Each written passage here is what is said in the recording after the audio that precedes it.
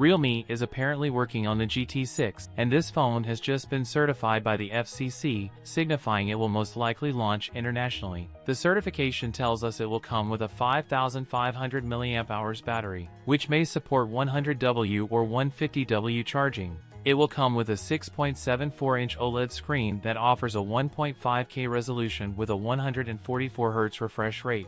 We also know that the GT6 will be powered by the Snapdragon 8 Gen 3 SoC.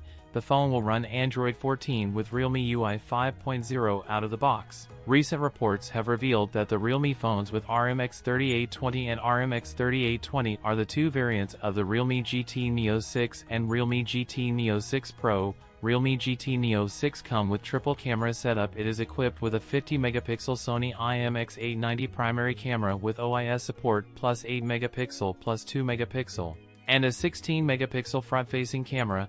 The device is equipped with other features, such as an IR blaster and an in-screen fingerprint sensor. The GT5 got official last August, and it's still unclear when its successor is due to launch, but we'd wager it will probably arrive sooner. That's it for today's video. If you enjoyed it, don't forget to like, comment, and subscribe for more content. Thanks for watching, and I'll see you in the next one.